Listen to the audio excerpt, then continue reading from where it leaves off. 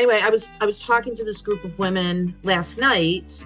Of course, the question came up, well, what if your significant other doesn't want to let anything go? The two things that I always say, you got to negotiate it. I mean, just because you already negotiated getting married doesn't mean the negotiations end. You have to continue to negotiate things that you all don't agree on throughout your entire relationship. And if you think that more stuff should be going out and he doesn't agree with you, you got to come up with a compromise or you're going to end up resenting each other. And then that's not good. I don't want to hear about divorces at, people that have been married for 40 or 50 years. No, Um, I think that's one of the things that I know we talk about all the time is, when you choose to marry someone, you're choosing to like be romantic partners and whatnot, but you're also choosing to be roommates. yeah, And that, as much as you might vibe in one capacity, you might not in the other. yeah, And it's about the compromises, it's about the sacrifices, yeah. and that needs to be a constant dialogue. Right. But I think that the way that your wife decided to honor, did you say it was her father's memory or grandfather's It was memory? her grandfather's memory here. Her grandfather's memory by displaying the keys. Where is that it? Yeah. Oh, How do I make this? See, now I don't want to make this bigger. But I like love it. cool and creative and like I was just like it was so funny because we had the conversation with Nick and then I left a few days later or I had just gotten back from You just gotten back. I just got Yeah.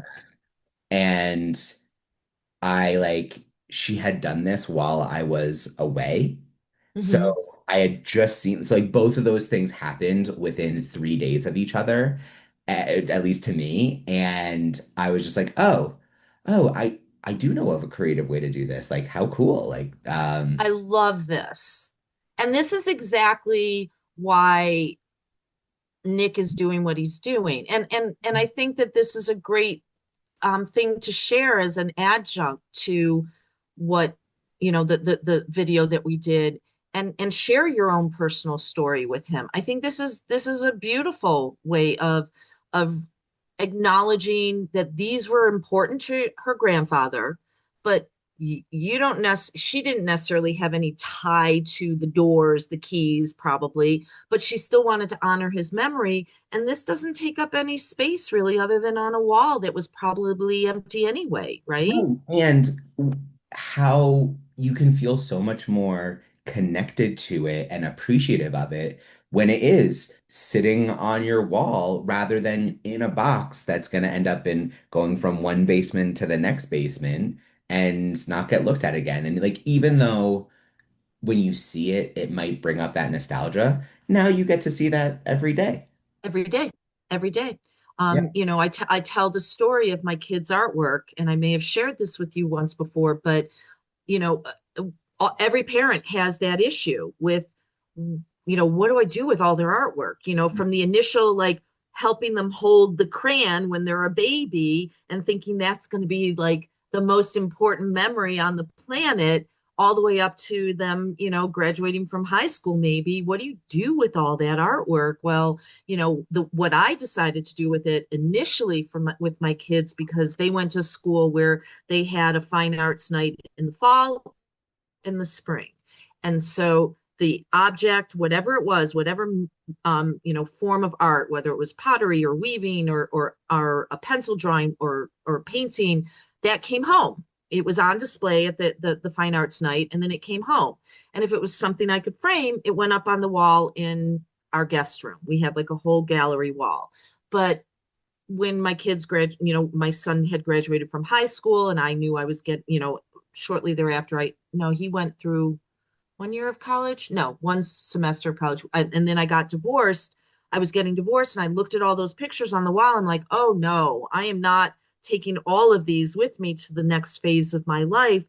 It's just too much. So I had them all scanned and made three 36 by 48-inch posters, and those now are framed. And it's much easier to hang one thing than 20 or 40 things thinking that my kids were each going to want their artwork. So I did one of each of theirs and then I did a combined one so that I would keep it. Neither one of my kids wanted it. But I will tell you, and it's okay. I will tell you that, I enjoy seeing them. That, for the longest time, they were in my when I moved to Colorado, they were in the first guest room. And then they were in my bedroom in the next place I lived in. And then I had no place to put them in the third place, so except for the garage. And I had this wall that when I pulled out or pulled in, that's where they were. And I got to see them every day that I got in and out of my car. And that brought me joy. And yeah, maybe the garage isn't like where people normally think to hang art, but why not? Why Why not? not? Why Yeah. not? Have you So, I know for us we have a couple of like scrapbooks of like, like especially when they're in preschool, all they're bringing home is artwork. So like the amount of times that Zoe has come home and there's just been like a spewing of pieces of paper and like some of which we are like, oh my gosh, this is some of the best work you've done, and we want to cherish it, and it should go on the refrigerator. And sometimes yes, it's, hey, you've drawn this picture about 30 times, and this looks great, but like, can we get rid of this? Uh, right. so we have a few scrapbooks where we kept some of the some of what we consider her best work. But And have you? listen, as she ages, she may realize, yeah, this I don't need to keep this. Yeah. But why not? Like, and but preserve the memories in a different way. Maybe, I have some clients that make a book every year of all of their kids' artwork. Have You you ever know, seen I, this like type one of of those thing? little Shutterfly books, right? And you can Yeah. tell Have little you ever seen stories or where like captions. it is a frame that could go on the wall, but then Oh, right. it can hold multiple pieces and you can just Yeah. like keep Yep. You can recycling rotate it. things. Yep. I've seen those. They're great. They're great. Yeah. They're And great. they like can hold a fair amount of pieces of Yeah. paper, but like it also then gives that nice feeling of like your kid gets to feel like they're in an art gallery and it's Yeah. more than just on the fridge that gets milk or apple juice spilled on it. It's, Right. it's on the wall. Well, Um, let's make sure to tag Kidsley yeah, I in think I saw whatever something like video you can you just like create out of this. yeah, exactly. And Brand sponsorship. nah, thank you, Kidsley, for having these products, but no, I'm not going to be a social media influencer. That's not my goal here. Um, but I love good products. And I very much enjoy sharing the good products and the good resources from, that I become familiar with. But yeah, when I was talking last night and the woman said to me that, well, what do I do with my china? And I said, you can donate it. A lot of charities have galas where they use all this mix and match china Oh, kind of that's great. stuff. Clever. Yep. Um, if your kids don't want it, then maybe what you do instead, even though they don't want it, maybe you break it and make like a cool mosaic project out of it and give it to them that way so that they still have the memory of the meals shared with those plates, but they don't feel obligated to use them and store them because that's really not fair. It's not fair to force your children and guilt your children or guilt anybody for that matter into keeping something that they truly don't want. I mean, isn't that what Nick was talking about during the video that we did with him? That he was being guilted and he was being yelled at online, socially on social media because people thought he was being ungrateful. No, he wasn't. He was being honest. And what is wrong with being honest? We Hmm. Why can't we be honest about what we truly want or need in our lives? And for people to be hurt because they don't want, a set of china, that's just not fair. It's just not fair. I agree. And like you can't force a feeling of connection to a thing. To Right. be honest, you can't really force it on a person, but like, people have weird relationships with their parents and their siblings and whatnot, and that sometimes is great and sometimes is not. But like the idea that you can, because I, as a parent or friend or sibling, was really into comic books or collecting tiki mugs or keys or Right. whatever, that then who would get that inheritance would also be into that. It is, sorry to say, like ludicrous, you know? Yeah. Sometimes that Yeah. happens and sometimes that's a shared connection, but Yeah. it certainly not all the time and certainly not everything. Right. I mean, listen, for all the reasons that I am no longer married to my second husband, the one thing that, I will always give him some credit for is that he shared experiences with his son. They had a mutual love for science fiction and fantasy and all that kind of stuff. I had no interest in it whatsoever. Thank God he could go to his son and share those kinds of experiences together because I have no interest. My daughter and I love going to the theater together. My son, not so much. He would much rather go to a music concert. Great. I love that too. I'm all, and he and I can find music that we both like. It's not like, when I was growing up, my parents were listening to,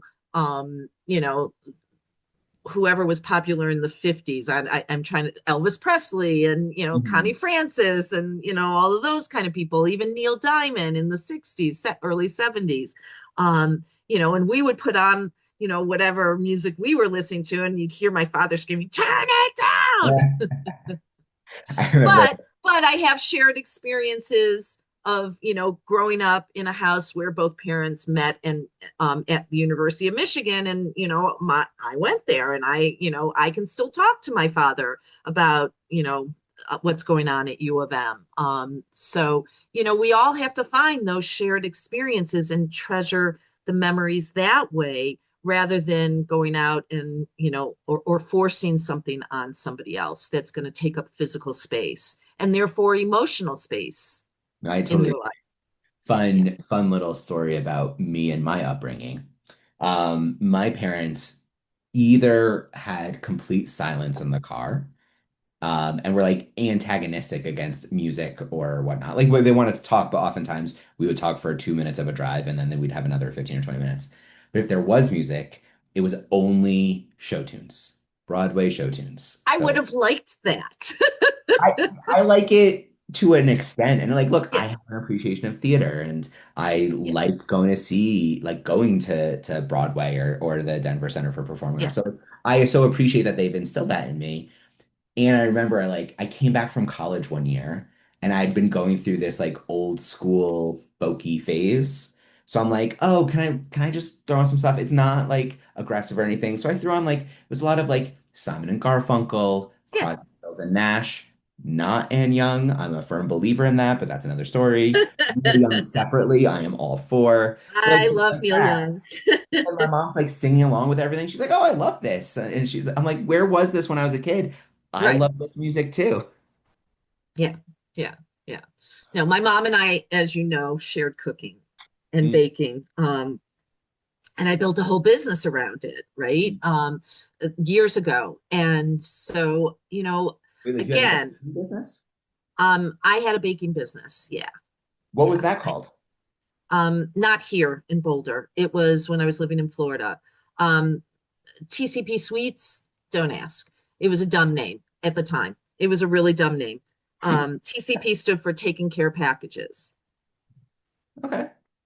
Um, yeah, because it started out originally that I was going to deliver care packages and meals to people, who needed them. And then it sort of morphed into more of a baking business. So the name ended up changing at some point, but it never the business actually ended up having to fold because I just couldn't find a manufacturer who could mass produce at the quality, sorry, the quality that I wanted it.